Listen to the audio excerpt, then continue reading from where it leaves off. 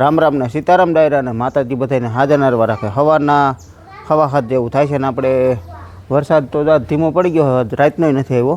એટલે કાલ હાંજનોય નહોતો ને બપોર સુધી ટૂંકમાં હતો. એમ કાલ રોંઠે આવ્યો તો એકાદો રેડો, તે પછી ટૂંકમાં નથી આવ્યો. એટલે વરસાદ હવે વાદળછાયું વિખાઈ ગયું છે ને થોડું થોડું મીંડું ખુલ્લું થવા, એટલે આમ બધું આકાશ થઈ ગયો ખુલ્લો. એટલે હવે કદાચ વાડીએ જાય જો 10 વાગ્યા ટુકડા તો કદાચ વરાપ થઈ જાય તો નીંદવાનું કામ ચાલુ થાય તો વાડીએ જવાની ગણિત છે.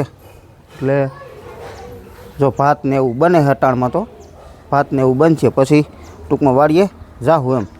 એટલે આપણે જો મીરાના દર્શન કરી લઉં. તમે વિડીયોને લાઈક આપીને તમામ ગ્રુપમાં શેર કરી દીજો.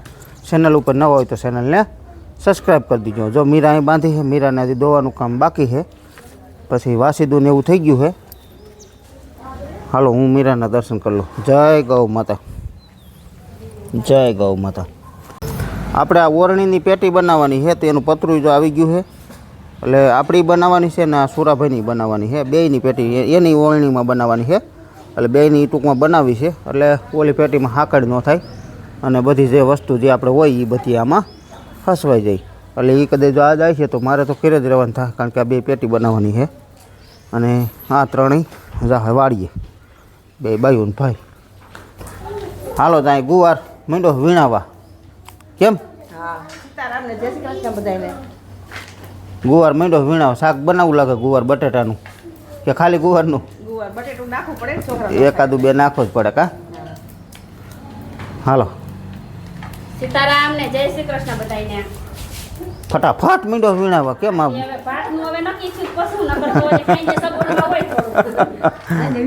વરસાદ નો આવે તો જવાનું થાય આમાં, તેવું હોય કાબા? એટલે પછી તાત્કાલિક. એટલે આપણે બધું એવું જ હોય કે આમ થોડુંક નક્કી હોય, કારણ કે સવારમાં તો વાદળછાયું ખુલ્લું થયું એટલે પછી કે હવે વાડીએ જવું છે તો કીધું બનાવો ભાત ફટાફટ. એટલે એવું બધું હોય, બધું હાલ્યા રાખે. બાકી જ નકર વરસાદ હોય તો ઘેરે રહેવાનું હોય તો પછી થોડુંક મોડુંકથી ભાત બનાવે તો હાલે, અને વાડીએ જવું હોય પછી બનાવી લેતા જાય એમ. હાલો તો બાળકો જો ભણવા જવાની તૈયારીઓ કરે. કાનું હાલો કયો રામ રામ. રામ રામ કયો. રામ રામ સીતારામ જસકેના ટાટા. તારે ભણવા જવું હોય ને? આયા જો આઈ છે ઉભો. એલા હા પગે નહીં આઈતે ઊભો હો છોકરો. પગે હે તું કેસો આઈતે ઊભો હો? આઈ છે ને હું આમ બેસી જાઉં. હા એલા પણ પસાડી દેતો નહીં. હાલો દીદી સીતારામ કયો. સીતારામ જય શ્રી કૃષ્ણ ટાટા. ભણવા જવું હોય ને? રામ રામ ને સીતારામ બધાને. આપણે વાડીએ જવું છે. વાડીએ જવાનું તૈયારીઓ કરે છો મિત્રો. જો અમે પૂગી ગયા છીએ વાડીએ, અને વાડીએ તો આપણે ગરબો જે કાલે દશેરા ગયા એટલે ગરબો કાયદેસર તો નદીમાં પહેલાં ઘણા હજી પધરાવે છે, પણ આપણે ટૂંકમાં ઘણા વર્ષોથી આ શાકભાજીમાં મૂકી છે. કેમ શાકભાજી મૂકી છે તો આના ફાયદા કંઈક થતા છે ને? શું થતા છે ફાયદા? આપણને કેમ ખબર? ગઈઢિયા મૂકતા હોય તો આપણે મૂકી. પહેલથી ટૂંકમાં અમારે તો ગઈઠિયા વખતનું આમને માયલું આવે છે. એટલે ગરબો ટૂંકમાં જે આપણે ઘરે પ્રગટાવતા હોય કાયમ નવે નવું નોરતા, એ ટૂંકમાં ગરબો છે ને એ આમાં શાકભાજીમાં ટૂંકમાં ગમે ત્યાં મૂકી દઈએ. એટલે દર વર્ષે જ મૂકે છે આમ તો જોખે કા મૂકીએ જા. પોર તો બે મૂક્યા હતા. પોર બે હતા. એક આપણે લીધો તો એક માસી મૂક્યા હતા.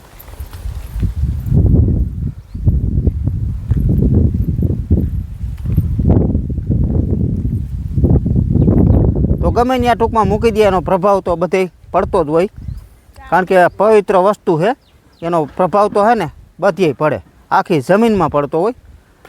આમ ગણીએ ને તો આ વસ્તુનો પ્રભાવ તો છે ને આખા મલકમાં પડે, તો આપણી વાડીમાં તો પડે જ ને એમ કા? તો આપણે જો મસ્ત શાકભાજી આગલા વિડીયોમાં તમને બતાવેલું જ છે બધું, તો એ છતાં બતાવી દઈ. હાલો હવે શું કામ કરવાનું? અમારે નીંદવા જવાનું. નીંદવું છે.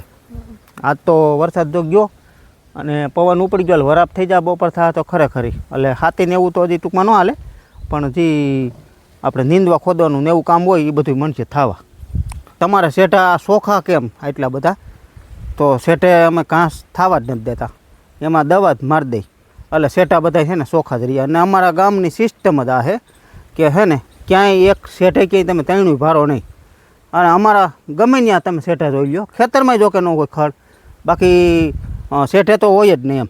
જો બધા શેઠા છે ને ચોખ્ખા જ હોય, બાકી ખેતરમાં જો ક્યાંય તૈણું ફારો નહીં તમે, બાકી ઓમ હોય કદાચ થોડું ઘણું થઈ ગયું હોય, આપણે નીંદવાનું બાકી રહી ગયું ને આમાં જ આપણે દાખલા તરીકે નહોતા નવરાય, આપણે આ શાકભાજીમાં થઈ ગયું હતું ખડ, તો હમણાં 2 દી વરસાદ પહેલાં 2 દિવસ આમાં નામાં મથ્યા ને તો બધું જો સાફ કરી નાખ્યું, અત્યારે બધું થઈ ગયું ચોખ્ખું.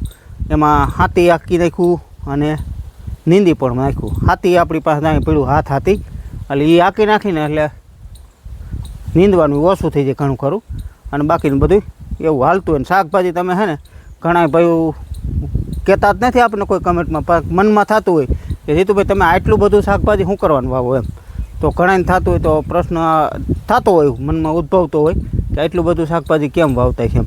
તો શાકભાજી તો છે ને અમે પહેલથી જ જો કે ઘર પૂરતું આપણે જોતું હોય ને એથી 5% વધારે વાવવાનું, ઓછું નહીં. શું કરવાને કે આપણે જો 5 સાહેબભાઈ હોય, 5 હગાવાલા હોય, અમારે બેન મોટી બેન છે હમઢિયારા, નાની બેન છે સુરત, એમને પણ મોકલાવતા હોય, અથવા કોઈક હગાવાલું આવ્યું તો એને પણ દેતા હોય. એટલે શાકભાજી તો પહેલથી છે ને અમે પુષ્કળ જ વાવી છે એમ. અને પહેલાં તો છે ને શાકભાજી અમે વાવતા 5-5, 6-6 વીઘાનું, 5-6 વીઘાનું શાકભાજી હોય, એમાં બધી આઈટમ હોય, કોબી હોય, પછી મરચી હોય, પછી આપણે સોરી હોય, સોરા હોય, ગુવાર હોય, ભીંડો હોય, બધું ટૂંકમાં શાકભાજી વેરાયટી ઘણી હોય એમ. તો વેસવા વાવતા ત્યારે, પણ ત્યારે તો ટૂંકમાં 13ની અમારા સિસ્ટમ થઈ ગઈ છે કે એકાબીજાને દેવા લેવાનું એમ. તો પહેલથી વાવી છીએ, બાપુજી આપણા હતા તે એવના ટૂંકમાં વાવી છીએ. એટલે શાકભાજીનું તો અમને મારા બાપુજીએ લોહીમાં શીખવાડી દીધું કે આ રીતે આપણે ખાધા પૂરતું તો છે ને વાવી જ દેવાનું.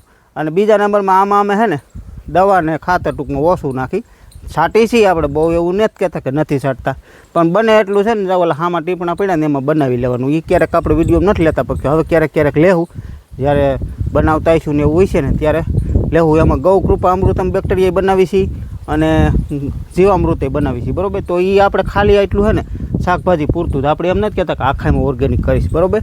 તો આપણું જેટલું ખાતા પૂરતું કાયમીનું છે ને એમાં ટૂંકમાં પાય છીએ અને છાંટી છીએ એમ, બરાબર. તો ઘણા ફેરું લીધેલું હોતે છે આગલા વિડીયોમાં, એ કદાચ તમે ન હોત જોયા હોય. અને કમ્પોસ્ટ ખાતર છે ને એ બધું જ આમ સામું બનાવેલું છે, એ આપણે ટૂંકમાં તાજું ઘરેથી ખાતર ભરાતું હોય દેશી મીરાનું, એ ટૂંકમાં ત્યાં જો બધું બનાવેલું છે. એની માથે ખાતર નાખીને અને કૂસો નાખીને બેક્ટેરિયા નાખીને એને ટૂંકમાં કમ્પોસ્ટ થતું હોય. એમાં અળસિયા નાખ્યા હોય ટૂંકમાં, હોય જ જો કે અળસિયામાં, એ બધું દેશી ખાતર આમાં નાખવાનું. બાકી તો આ રીતનું બધું, એટલે માટે ટૂંકમાં આપણે વધારે વાવી છીએ. થોડું ઘણું ઓછું થયું હોય ને હળેલું હોય તો એ ફેંકી દેવાનું અને સારું સારું ખાવાનું એમ. એ ખાતર ટૂંકમાં છે બધું. અહીંયા આપણે હમણાં કાઢ્યું હતું એટલે આ બધું વીખું છે. હમણાં આ શાકભાજીને એવું પાછું નવું વાવેતર કર્યું ને ત્યારે કાઢ્યું હતું. અને થોડુંક ડુંગળીમાંય વાતરે 2-2 તગારા નાખ્યું હતું, એટલે આ બધું ટૂંકમાં છે ને ત્યારે વીખીને બધું કાઢ્યું. જે બની ગયું હતું ને એ કાઢ્યું હતું, એટલે ડુંગળીમાંય 2-2 તગારા વાતરે નાખી દીધા અને આમાં બધે પણ નાખ્યું હતું. એટલે એમ ટૂંકમાં વીખાણું છે ને આ બધું જો હજી ખાતર જ પીડ્યું છે. એમાં કાપ ઢાંકેલો છે ડેમનો, આ છે ઓરિજિનલ ડેમનો કાપ. કાળી માટી કયો કે જે કયો આ રીતની ભૂરભૂરી થઈ ગઈ હોય.